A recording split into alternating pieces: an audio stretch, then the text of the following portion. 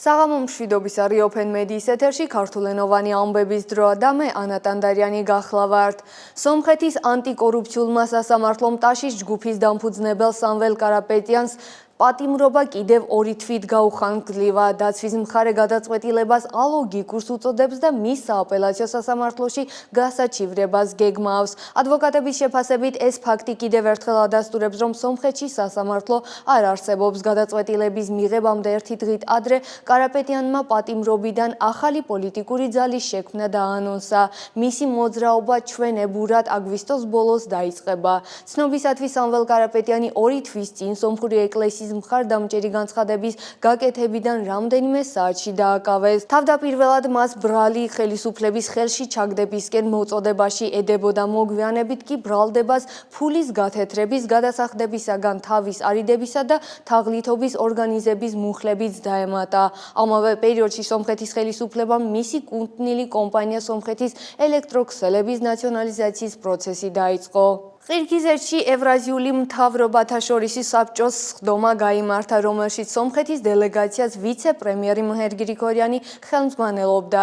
სამიძე მხარეებმა განიხილეს ევრაზიის ეკონომიკური კავშირის ფარგლებში სავაჭრო ეკონომიკური ურთიერთობების განვითარების, საბაჟო რეგულაციებისა და შიდა ბაზარზე არსებული ბარიერების მოხსნის საკითხები. სამიტის მონაწილეები ასევე შეხვდნენ ყირგიზეთის პრეზიდენტ სადირ ჟაპაროვს. ამავე საკითხების განხილვის მიზნით მომავალ კვირას ერევანს რუსეთის ვიცე-პრემიერი ალექსეი ოვერჩუკი ეწვევა. რუსეთის ვიცე-პრემიერმა ალექსეი ოვერჩუკმა განაცხადა, რომ სომხეთის პრემიერ-მინისტრი ნიკოლ ფაშინიანი უახლოეს მომავალში რუსეთს ეწვევა.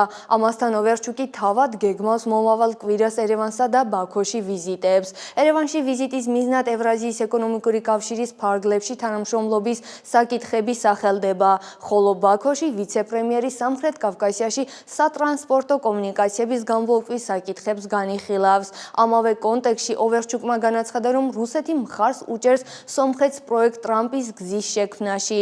სომხეთი ჩვენი სტრატეგიული მოკავშირეა და თუ სომხეთი ფიქრობს, რომ მათთვის რაღაც კარგია, მაშინ ჩვენ, რა თქმა უნდა, მხარს ვუჭერთ სომხეთს, განაცხადა ოვერჩუკმა. ეს განცხადება ეხება ვაშინგტონში ხელმოწერილ დეკლარაციას, რომელიც სომხეთის ტერიტორიაზე ტრამპის გზა საერთაშორისო მშვიდობისა და კეთილდღეობისათვის საკომუნიკაციო პროგრამის განხორციელებას ითვალისწინებს. ცნობისათვის ფაშინიანი რუსეთში ბოლოს ივლისის ბოლოს ეწვია, სადაც გარემოს დაცვით კონფერენციაში მიიღო მონაწილეობა და რუს პრემიერ-მინისტრ მიხეილ მიშუსტინს შეხვდა. სომხეთი ირანს არწმუნებს, ვაშინგტონის შეთანხმება თეირანის ინტერესებს არ დააზარალებს. სომხეთ-ირანის ურთიერთობები არასდროს გახდება გეოპოლიტიკური გარიგების საგანი. ამის შესახებ სომხეთის საგარეო საქმეთა მინისტრის მოადგილემ ვაჰან კოსტანიანმა თეირანში ვიზიტისას განაცხადა.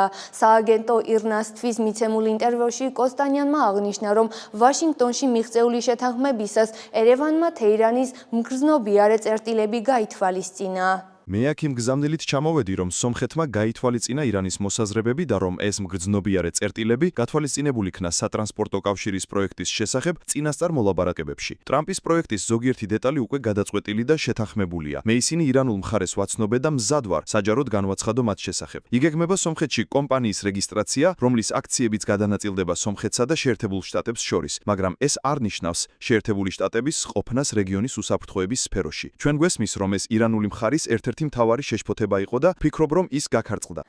ევროკავშირის სადამკვირვებლო მისია სომხეთში საქმიანობას აგრძელებს. ამის შესახებ ევროკავშირის საგარეო საქმეთა და უსაფრთხოების საკითხებში მთავარმა სპიკერმა ანიტა ჰიპერმა განაცხადა. მისი თქმით, მისიის მანდატი სომხეთ-აზერბაიჯანის საზღვრის სომხურ მხარეს ვითარების მონიტორინგისა და ანგარიშგების ითვალისწინებს, ხოლო მანდატის შესაძლო ცვლილებები ერევანსა და ბრიუსელს შორის განიხილება. ჰიპერმა ასევე მიესალმა ვაშინგტონში სამშვიდობო ხელშეკრულების პარაფირებას და მხარეებს მისი სწრაფი ხელმოწერისა და რატიფიკაციისკენ მოუწოდა. ცნობისათვის ვაშინგტონში პარაფირებული შეთანხმების მე-7 პუნქტის თანახმად მხარეები კი სრულობენ ვალდებულებას არ განათავსონ რომელიმე მესამე მხარის ძალები თავიანთი საერთო საზღვრის გასწრიფ. ტურისტული ვიზიტების აქტივობა ოდნავ შემცირდა, რასაც სპეციალისტები რუსეთ-უკრაინის ომის გამო წინა წლების დიდი ნაკადების კლებით ხსნიან. ჩვენი ქვეყნის როგორც დასასვენებელი ადგილის ამრჩევი ვიზიტორების უმსხვილეს დონორად კვლავ რუსეთი რჩება. სომხეთის მიმართ ინტერესი მკვეთრად გაიზარდა არაბულ ქვეყნებში, ასევე ჩინეთში, იაპონიასა და სკანდინავიის სახელმწიფოებში. მონიკა ჰაიროიანი ესაუბრა სპეციალისტებსა და ტურისტებს. ერევნის მზიან ქუჩებში მოსიარულე ტურისტები ხელში რუკითა და თვალებში ინტერესით დღეს ჩვენი ქალაქის ნაწილი გახდნენ. მათთვის სომხეთი ახალი და უცნობი წიგნია, რომლის ფურცლებიც ყოველ კუთხეში იშლება. ალბათ ისტორია ეს ძალიან საინტერესო თემაა ჩვენთვის. დიახ, და ეს მოედანი, რესპუბლიკის მოედანი, რომელიც ძალიან ცნობილია. დიახ, ჩვენ ჩინელები ძალიან დაინტერესებული ვართ ამ ლამაზი ქვეყნით. სომხეთის ტურიზმის სომხური ფედერაციის პრეზიდენტის მეხა კაპრესიანის თქმით, COVID-19 პანდემიის შემდეგ ტურისტების ნაკადის შესამჩნევად გაიზარდა და 2023 წელს ვიზიტების რაოდენობით ახალი რეკორდებიც კი დაამყარა. 2023-ին 2023 წელს კვლავ დაფიქსირდა მნიშვნელოვანი ზრდა 40%-ზე მეტი და შემომავალი ტურისტული ვიზიტების რაოდენობამ 2.300.000-ს გადააჭარბა. ამგვარად, ჩვენ უკვე გადავაჭარბეთ პანდემიამდელი პერიოდის 2019 წლის მაჩვენებელს, რადგან მიუხედავად იმისა, რომ 2021-2022 წლებშიც დაფიქსირდა ზრდა, იმ წლებში ჯერ კიდევ ვერ მივაღწიეთ 2019 წლის დონეს. 2023 წლის შთამბეჭდავი ტურისტული ნაკადის შემდეგ 2024 წელს დაფიქსირდა კლება, რომელიც სომხეთის ტურიზმის ისტორიაში შეიძლება უპრეცედენტოდ ჩაითვალოს. 2025 առաջին երամսյակում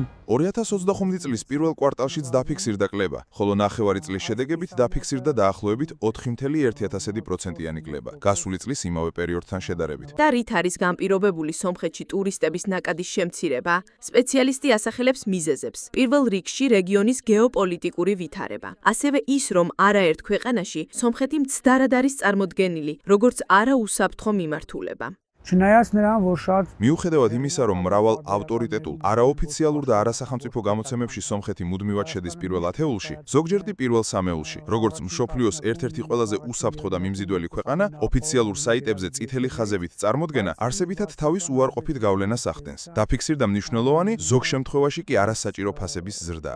სტატისტიკური მონაცემებით, სომხეთში ჩასული ტურისტების რაოდენობით პირველ ადგილზე რუსეთია, ხოლო ბოლო წლებში ჩვენი ქვეყნით აქტიურად დაინტერესებული არაბული ქვეყნები მეორე ადგილს იკავებენ. թեև այս նվազման մեջ էական դեր მიუხედავად იმისა, რომ ამ კლებაზე არსებითი გავლენა მოახდინა სწორედ რუსეთიდან ვიზიტების შემცირებამ, რუსეთი კვლავ პირველ ადგილზე რჩება ტურისტული ვიზიტების რაოდენობით. ამავდროულად სომხეთისადმი ინტერესი თანდათან იზრდება ყურის არაბული ქვეყნებიდან. გარდა ამისა, შეინიშნება დადებითი დინამიკა ჩინეთიდან და სხვა შორეული აღმოსავლეთის ქვეყნებიდან, ხოლო კორონავირუსის შემდეგ აღდგება იაპონური ბაზარი. ტურისტული ინტერესი არსებულ სკანდინავიის ქვეყნებშიც. ჩვენ ასევე გამოკითხვის საშუალებით შევეცადეთ გაგვერკვია, თუ რა იზიდავს განსაკუთრებით ტურისტებს სომხეთში და რამ უბიძგა მათ თავიანთი დასვენება სწორედ აქ გაეტარებინათ. მე სომეხი ვარ, მაგრამ აქ პირველად ვარ. მე ყოველწლიურად ჩამოვალ სომხეთში. დონე უბრალოდ სუპერია. ტაქსი, რესტორნები, სასტუმროები, ყველაფერი შესანიშნავია. აქ სიტყვა მადლობა ძალიან გრძელია. ძნელია დამახსოვრება. შნორ ჰაკალუთიუნ. დიახ, ეგერთი.